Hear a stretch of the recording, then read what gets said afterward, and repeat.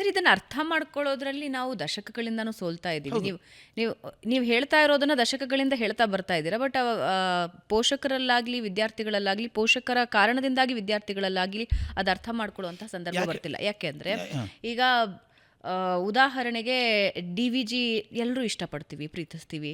ಆದರೆ ನಮ್ಮ ಮನೆಯಲ್ಲಿ ಒಬ್ಬ DVG ಹುಡ್ತಾನೆ ಅಂದರೆ ಅದ್ರ ಬಗ್ಗೆ ನಮಗೊಂದು ಸಮಸ್ಯೆ, ಆಕ್ಷೇಪ ಇದೆ. ಕುವೆಂಪು ನಾವು ಆರಾಧಿಸ್ತೀವಿ. ನಮ್ಮ ಮನೆಯಲ್ಲೊಬ್ಬ ಕುವೆಂಪು ಆಗ್ತೀನಿ ಅಂತ ಹೊರಟ್ರೆ ಅದಕ್ಕೆ ಅಲ್ಲಿ ಕತ್ತರಿ ಹಾಕ್ತೀವಿ.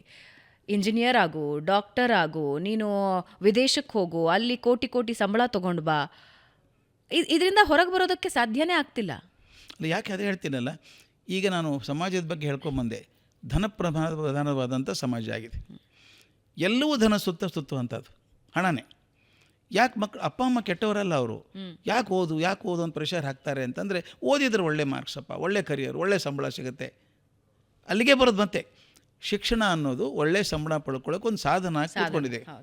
ಹೀಗಾಗಿ ಯಾವ ಶಿಕ್ಷಣ ನಾನು ನೋಡಿದ್ದೇನೆ, ಅಪ್ಪ ಅಮ್ಮ ಹೊಲ ಮಾರಿ ಮಕ್ಕಳನ್ನು ಕಲಿಸಿದ್ದು ನೋಡಿದ್ದೇನೆ. ತಮ್ಮ ಹೊತ್ತಿನ ಊಟ ಬಿಟ್ಟು ಮಕ್ಕಳನ್ನು ಕಲಿಸಿದ್ದು ನೋಡಿದ್ದೇನೆ. ಯಾಕಂದರೆ ಅಲ್ಲಿಗೆ ಹೋದರೆ ಮಗ ಒಳ್ಳೇದಾಗ್ತಾನೆ, ದೊಡ್ಡ ನೌಕರಿ ಮಾಡ್ತಾನೆ, ಕೆಲಸ ಮಾಡ್ತಾನೆ ಅಂತ. ಅದು ಅಂದರೆ ಭ್ರಮೆ ಬಂದದ್ದು ಹಣ. ಈ ಮಾದರಿ ಚೇಂಜ್ ಆಗ್ತದೆ ಅಂತ ಹೇಳಿದ್ಮೇಲೆ ಈಗಾಗಲೇ ಸಿಂಪಲ್ಸ್ ಬರ್ತಾ ಇದೆ, ಅದಕ್ಕೆ ಸಿಂಪಲ್ಸ್ ಬರ್ತಾ ಇದೆ. ಈ ಕಲ್ಪನೆ ಮಾಡ್ಕೊಳ್ಳಿ, ನಮ್ಮ ತಂದೆ ಕಡೆಗೆ ಒಂದು 100 ಕೋಟಿ ರೂಪಾಯಿ ಆಯಿತು ಅಂತ ಇಟ್ಕೊಳ್ಳಿ. ನನಗೆ ಒತ್ತಾಯ ಮಾಡ್ತಿದ್ರು ಅವರು, ಇದನ್ನೇ ಕಲಿಯು, ಬೇಗ ಕಲಿಯಪ್ಪ, MBBS ಹೋಗು, ಡಾಕ್ಟರ್ ಆಗು, ಭಾಳ ದುಡ್ಡು ಕಲಿಸು ಅಂತಿರಲಿಲ್ಲ. ಅಯ್ಯೋ, ದುಡ್ಡು ನನ್ನ ಕಡೆ ಬೇಕಾದಷ್ಟು ಇದೆ ಮಾರಾಯ, ನಿನಗೇನು ಬೇಕೋ ಅದು ಮಾಡ್ಕೊ. ಇವತ್ತಿಗೂ ಕೂಡ ಭಾಳಷ್ಟು ಶ್ರೀಮಂತರ ಮಕ್ಕಳು ಒತ್ತಾಯ ಮಾಡಲ್ಲ, ಮೆಡಿಕಲ್ಗೆ ಹೋಗ್ಬೇಕು, ಇಂಜಿನಿಯರಿಂಗ್ ಹೋಗ್ಬೇಕು. ಅಪ್ಪ ಆಸ್ತಿ ಮಾಡಿ ಇಟ್ಟಿದ್ದಾರೆ ಬೇಕಾದಷ್ಟು. ಒಂದು ಸಲ ಭದ್ರತೆ ಇದೆ, ಹಣಕಾಸಿನ ಭದ್ರತೆ ಇದ್ದಾಗ ಏನಾದರೂ ಪ್ರಯತ್ನ ಮಾಡ್ಬೋದು. ನೀನು ಮಾಡು, ಆರ್ಟಿಸ್ಟ್ ಆಗು ನೀನು. ಈಗ ನೋಡಿರಬೇಕು, ಮೊನ್ನೆ ದಿವಸ ಒಂದು ಪ್ರಧಾನಮಂತ್ರಿಗಳು ಹೋಗಿ ಬಂದರು, ಝೂ ಮಾಡಿದ್ದಾರೆ, ಇನಾಗ್ರೇಷನ್ ಮಾಡಿದರು. ಪ್ರಪಂಚದ ಎಲ್ಲೂ ಇಲ್ಲಲ್ಲಪ್ಪ ಆ ಥರದ್ದು. ಬಿಕಾಸ್ ಹಣಕಾಸಿನ ಭದ್ರತೆ ಇದ್ದಾರೆ ಅಪ್ಪಂದು. ಆದ್ದರಿಂದ ಅಂತ ಝೂ ಮಾಡಿದ್ದಾರೆ. ಅತ್ಯಂತ ಯಾವ ಆತಂಕಕ್ಕೆ ಒಳಗಾದಂಥ ವಂಶ ಹಾಳಾಗಿ ಹೋಗುವಂಥ ಪ್ರಾಣಿಗಳನ್ನು ತಂದು ಸಾಕಿಬಿಟ್ಟು ಮಾಡೋದು ಅದ್ಭುತ ಪ್ರಯೋಗ. ಅದು 3500 ಎಕರೆಯಲ್ಲಿ ಮಾಡಿದ್ದು. ದುಡ್ಡು ಇಲ್ಲದ್ರೆ ಮಾಡ್ತಿದ್ರು ಅವರು, ಆಗೋದು ಕಲ್ಪನೆ ಮಾಡೋಕ್ಕೆ ಸಾಧ್ಯ ಇಲ್ಲ. ಆದ್ದರಿಂದ ಈಗ ದೊಡ್ಡಿದ್ದವ್ರು, ಭದ್ರತೆ ಇದ್ದವ್ರು ಏನು ಮಾಡ್ತಿದ್ದಾರೆ, ನೀವು ಮಾಡು ಅಂತಾರೆ.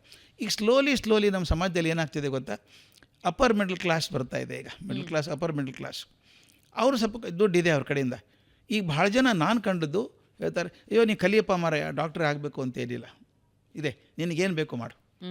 ಈಗ ಬದಲಾವಣೆ ಕಾಣಿಸ್ತಾ ಇದೆ. ಈಗ ಸ್ಲೋಲಿ ಏನು ಕೆಳಗಿನ ಹಂತಕ್ಕೂ ಬರುತ್ತೆ. ಈಗ ಕಾಣ್ತಿರೋ ಹುಡುಗ ಒಬ್ಬ ಒಳ್ಳೆ ಪೇಂಟರ್ ಇದ್ದಾನೆ, ಅವನ ಪೇಂಟು 2 ಕೋಟಿಗೆ ಮಾರಾಟ ಆಯಿತು. ಅಪ್ಪ ಅಮ್ಮನಿಗೆ ಗೊತ್ತಾಯಿತು, ರೇ ಇಲ್ಲೂ ಚೆನ್ನಾಗಿದೆಯಲ್ಲಪ್ಪ, ಮಾಡು. ಮೊದಲು ಬೇಡ ಅಂದವರು ಎಷ್ಟೋ ಜನ ಆ್ಯಕ್ಟರ್ಸ್ ಬೇಡ ಅಂದ್ರೆ ಮನೇಲಿ, ಅದು ಒಂದು ಸಲ ಕ್ಲಿಕ್ ಆಗಿಬಿಟ್ಟು ಅದು ಹಣ ಬರೋಕ್ಕೆ ಶುರು ಆದಮೇಲೆ, ವಂಡರ್ಫುಲ್ ಅಪ್ಪ, ಭಾಳ ಒಳ್ಳೆ ಕೆಲಸ ಮಾಡಿದೆ ನೀನು. ಅಂದರೆ ಯಾವುದಕ್ಕೆ ಒಳ್ಳೇದಂತಿದ್ದೀನಿ ಹೇಳಿ, ನಾನೀಗ ಎಲ್ಲಿ ಹಣಕಾಸು ಜಾಸ್ತಿ ಸಿಗುತ್ತೋ ಅದು ಒಳ್ಳೆ ವೃತ್ತಿ ಅಂತ ಹೇಳ್ತಾ ಇದ್ದೀನಿ. ಒಂದು ಸಲ ತಂದೆ ತಾಯಿಗೆ ಗೊತ್ತಾಗಬೇಕು, ಈ ರೇಸ್ ಏನು ಮಾಡ್ತಾ ಇದ್ದೀವಲ್ಲ ನಾವು, ಮಕ್ಕಳನ್ನ ಕುದುರೆ ಥರ ಓಡಿಸ್ತಾ ಇದ್ದೀವಿ, ಈಗ ಅದು ಸರಿಯಲ್ಲ. ಮಕ್ಕಳು ಮನಸ್ಸಿಂದ ಮಾಡಿದ್ರೆ ಅದ್ಭುತ ಕೆಲಸ ಮಾಡ್ತಾರೆ ಅಂತ ಗೊತ್ತಾದರೆ ಅವಕಾಶ ಅವರು ಕೊಡ್ತಾರೆ. ಯಾವ ಭದ್ರತೆ ಹುಡುಕೋದು ಮನುಷ್ಯ. ಒಂದು ಭಾಳ ಇಂಟ್ರೆಸ್ಟಿಂಗ್ ವಿಷಯ ಇದೆ ಭಾವನೆ, ಹೇಳಬೇಕು ನಾನು ನಿಮಗೆ. ಹಿಂದಕ್ಕೆ ಒಂದು ಪರೀಕ್ಷೆ ಪ್ರಶ್ನೆ ಕೇಳಿದರು, ಮನುಷ್ಯನ ಮೂಲ ಅಪೇಕ್ಷೆ ಏನು? ಈ ನೌಕರಿ ಬಿಟ್ಬಿಡಿ, ಮೂಲ ಅಪೇಕ್ಷೆ ಏನು? ಬೇಕಾದಷ್ಟು ಅಪೇಕ್ಷೆ ಇರ್ಬೋದು. ಒಂದು ಒಳ್ಳೆ ಊಟ ಸಿಗಬೇಕು ಅಂತ ಇರ್ಬೋದು, ಒಳ್ಳೆ ನೌಕರಿ ಇರ್ಬೋದು, ಒಳ್ಳೆ ಹುಡುಗಿ ನೌಕರಿ ಮದುವೆ ಆಗಬೇಕು, ಏನೋ ಇರ್ತದೆ ಆಸೆ. ಈ ಎಲ್ಲಕ್ಕಿಂತ ಮುಖ್ಯವಾದದ್ದು 2 ಆಸೆ ಅಂತ ಹೇಳ್ತಾರೆ ಮನುಷ್ಯಶಾಸ್ತ್ರದಲ್ಲಿ. 2 ಆಸೆ. ಒಂದು ಶಾಶ್ವತವಾಗಿ ಸಾಯಬಾರ್ದು, ಯಾವ ಅಜರಾಮರಾಗಿರಬೇಕು, ಬದುಕಬೇಕು. 2ನೇದು ಸಂತೋಷವಾಗಿರಬೇಕು. ಓಕೆ, 2ರಲ್ಲಿ ಯಾವುದು ಮುಖ್ಯ? ಸಂತೋಷವಾಗಿರೋದು. ಡಾಕ್ಟರ್ ಹೇಳ್ತಾರೆ, ನೀವು ಸಾಯಬಾರ್ದಲ್ಲಪ್ಪ, ನೀನು ಸಾಯಲ್ಲ, ಉಳಿಸ್ಕೋತೀವಿ ನಾವು, ವೆಜಿಟೇಬಲಾಗಿ ಹಾಗೆ ಇರು, ಎಲ್ಲ ಹಾಕಿಡ್ತೀವಿ, ಮಲ್ಕೊಂಡಿರ್ತೀವಿ, ಹೇಳೋಕ್ಕಾಗಲ್ಲ, ಮಲ್ಕೊಳ್ಳೋಕ್ಕಾಗಲ್ಲ, 100 ವರ್ಷ ಇರ್ಬೋದು ನೀನು ಅಂತಾರೆ. ಬದುಕಾದು ಸಾಕ್ಬಿಡಿ ಅಂತ ನಾನು. ಅಂದರೆ ಶಾಶ್ವತವಾಗಿರೋದಕ್ಕಿಂತ ಮುಖ್ಯವಾಗಿರೋದು ಸಂತೋಷವಾಗಿರೋದು. ಈ ಮನುಷ್ಯ ಸಂತೋಷವಾಗಿರೋದಕ್ಕೆ ಏನೇನು ಬೇಕು ಎಲ್ಲ ಮಾಡ್ಕೊಂಡ. ಈಗ ದುಡ್ಡಿನಿಂದ ಸಂತೋಷ ಸಿಗ್ತದೆ ಅಂತ ಒಂದು ಭ್ರಮೆ ಬಂದಿದೆ. ಬಿಗ್ ಕಾರ್, ನೀವು ನೋಡಿದರೆ ಅಡ್ವರ್ಟೈಸ್ಮೆಂಟ್ ನೋಡಬೇಕು, ಆ ಮಗು ಕಡೆ ಹೇಳಿಸ್ತಾರೆ, my father has a big car ಅಂತ. ಅಂದರೆ ಬಿಗ್ ಕಾರೇ ಸ್ಟೇಟಸ್ ಸಿಂಬಲ್. ನನ್ನ ಮಗ ಸಣ್ಣ ಕಾರ್ಕಿಂತ ದೊಡ್ಡ ಕಾರ್ ಒಳ್ಳೇದು. ಇದೆಲ್ಲ ಹಾಕಿದ್ವಲ್ಲ ನಾವು, ಎಲ್ಲ ಹಣದ ಮೂಲಕ ಬರಬೇಕು ಅಂತಿದೆಯಲ್ಲ. ಇದಲ್ಲದೆ ಬರೋದು ಇದೆಯಲ್ಲ, ಅವಕಾಶಗಳು ಬೇರೆ ಇದೆಯಲ್ಲ, ನಿಧಾನಕ್ಕೆ ಸಿಗೋಕ್ಕೆ ಶುರು ಆಗುತ್ತೆ. ಈಗ ನಾನು ಆ ರೇಸಿಗೆ ಹೋಗಬೇಕಾಗಿಲ್ಲ. ನಮ್ಮ ಹುಡುಗ ಒಬ್ಬ ಪರಿಚಯದವನು ಮರ್ಚೆಂಟ್ ನೇವಿಗೆ ಹೋದ. ಓಕೆ, ಅವನು ಗಳಿಸಿದಷ್ಟು ಯಾವ ಇಂಜಿನಿಯರ್ ಗಳಿಸೋಕೆ ಸಾಧ್ಯ ಇಲ್ಲ. ಅವ್ನು ದಡ್ಡ ಅಂತ ಬ್ರ್ಯಾಂಡ್ ಮಾಡಿದ್ವಿ ನಾವು. ಅವ್ನು ದಡ್ಡ ಅಲ್ಲ ಅವನು. ಒಂದು ತಮಾಷೆ ಹೇಳ್ಬಿಡ್ತೀನಿ ಪ್ರಸಂಗ. ನಾನು ಸ್ಕೂಲಲ್ಲಿದ್ದಾಗ ಒಂದು ಇಂಟರ್ನ್ಯಾಷನಲ್ ಸ್ಕೂಲ್, ನಾನು ಅದು ಪ್ರಿನ್ಸಿಪಲ್ ಡೈರೆಕ್ಟರ್ ಆಗಿದ್ದೆ. ಒಬ್ಬರು ಗಂಡ ಹೆಂಡತಿ ಹುಡುಗಿನ ಕರ್ಕೊಂಬಂದರು ಅಡ್ಮಿಷನ್ಗೆ, 6ನೇ ಕ್ಲಾಸಿಗೆ.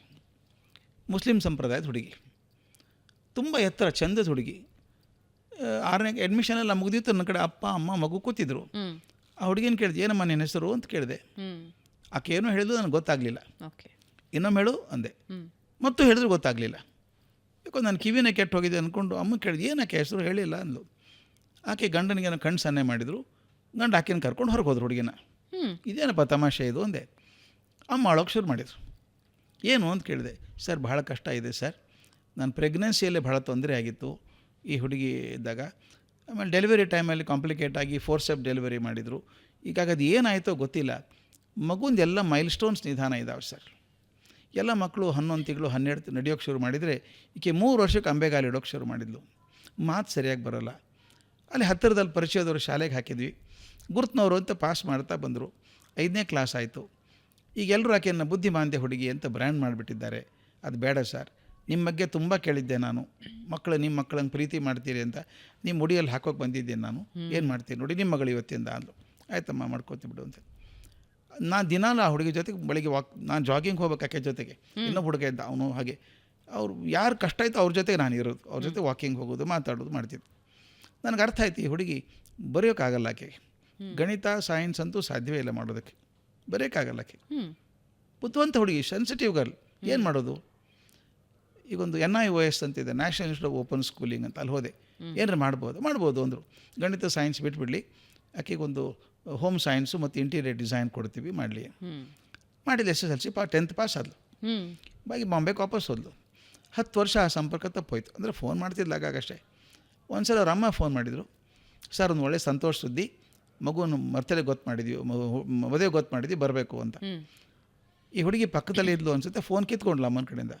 ನಾನು ರಿಕ್ವೆಸ್ಟ್ ಮಾಡ್ತಾ ಇಲ್ಲ, ನೀವು ಬರಲೇಬೇಕು, ಬರದೆ ಹೋದರೆ ನಾನು ಮದುವೆ ಆಗಲ್ಲ, because you are my father, you should come for the marriage. ಬರ್ತೀನಮ್ಮ ಅಂತ ಹೋದೆ. ಭರ್ಜರಿ ಮದುವೆ ಮಾಡಿದರು. ನನಗೆ ನೆನೆಸ್ಕೊಂಡ್ರೆ ಕಣ್ಣಲ್ಲಿ ನೀರು ಬರುತ್ತೆ ಭಾವನ. ಅದು ಮದುವೆ ಆದ ಹುಡುಗಿ ತನ್ನ ಗಂಡನ ಕರ್ಕೊಂಡು ನನ್ನ ಕಡೆ ಬರ್ತಾಳೆ. ಗಂಡ ಅಪ್ಪ ಅಮ್ಮ ಕರ್ಕೊಂಬರ್ತಾಳೆ. ಗಂಡನ ನಾನು ಪರಿಚಯ ಮಾಡ್ತಾಳೆ. ಹೇಗೆ ಮಾಡ್ತಾಳೆ? He is my father. ಅಪ್ಪನ ತೋರಿಸ್ತಾ ಅಪ್ಪನ ತೋರಿಸಿ, is my biological father, my true father is sir. ನನಗೆ ಕಣ್ಣಲ್ಲಿ ನೀರು ಬಂದುಬಿಡ್ತು. ಕೇಳಿದೆ, ಏನು ಮಾಡ್ತೀವಿ ಪುಟ್ಟ ಈಗ, ಏನು ಮಾಡ್ತೀವಿ ನೀನೀಗ ಅಂತ ಕೇಳಿದೆ. ಮದುವೆ ಮಾಡಿಸ್ತೀನಿ ಸರ್ ಅಂದ್ಲು. ನಿನ್ನ ಮದುವೆ ಈಗ ಆಯ್ತಲ್ಲೇ ಅಂದೆ. ನನ್ನ ಮದುವೆ ಆಯಿತು, ಬಟ್ ಈಗ 5-6 ವರ್ಷದಿಂದ 5-6 ವರ್ಷದಿಂದ ಮದುವೆ ಮಾಡಿಸ್ತಾ ಇದ್ದೀನಿ, ಇವೆಂಟ್ ಮ್ಯಾನೇಜ್ಮೆಂಟ್ ಮಾಡ್ತೀನಿ. ಬಾಂಬೆಯಲ್ಲಿ ಸ್ಕ್ವೇರ್ ಇಂಚ್ ಅಂದರೆ ಫಾರ್ಚೂನು. ದೊಡ್ಡ 6,000 ಸ್ಕ್ವೇರ್ ಫುಟ್ ಆಫೀಸ್ ಮಾಡಿದ್ದಾಳೆ.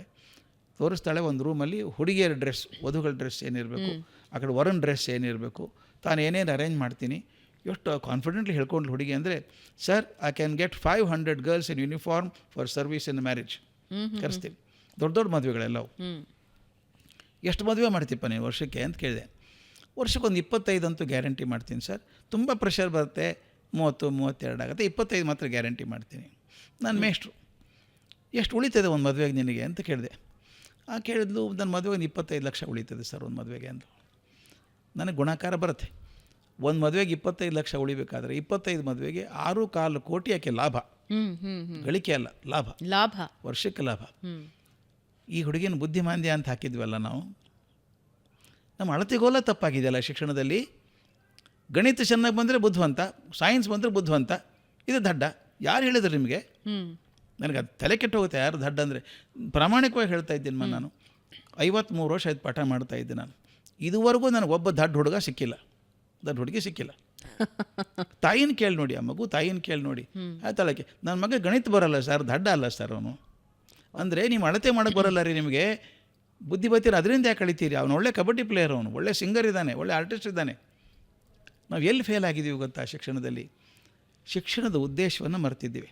ಶಿಕ್ಷಣದ ಉದ್ದೇಶ ಇರೋದು ಮಗುವಿನಲ್ಲಿ ಅಂತರ್ಗತವಾಗಿರುವಂಥ ಶಕ್ತಿಯನ್ನು ಹೊರಗೆ ತೆಗಿಬೇಕಷ್ಟೇ. ನಾನು ಬಟ್ ಅದು ನಿಮಗೆ ಒಬ್ಬ ವ್ಯಕ್ತಿಯಿಂದ, ಒಂದು ಪೋಷಕರಿಂದ, ಒಂದು ಕುಟುಂಬದಿಂದ ಆಗಬೇಕಾಗಿರೋ ವ್ಯವಸ್ಥೆ ಅಲ್ಲ ಸರ್. ಓವರಾಲ್ ಇಡೀ ದೇಶದಲ್ಲಿ ಆಗಬೇಕಾಗಿದೆ, ಇಡೀ ರಾಜ್ಯದಲ್ಲಿ ಆಗಬೇಕಾಗಿದೆ, ಸರ್ಕಾರಗಳು ಎಚ್ಚೆತ್ಕೊಳ್ಬೇಕಾಗಿದೆ. ನೀವು ಯಾವಾಗ ಶಿಕ್ಷಣ ನೀತಿ ಬದಲಾವಣೆ ಮಾಡ್ತೀರಾ ಆಗ ಮಾತ್ರ ಇದು ಸಾಧ್ಯ. ಹೌದು.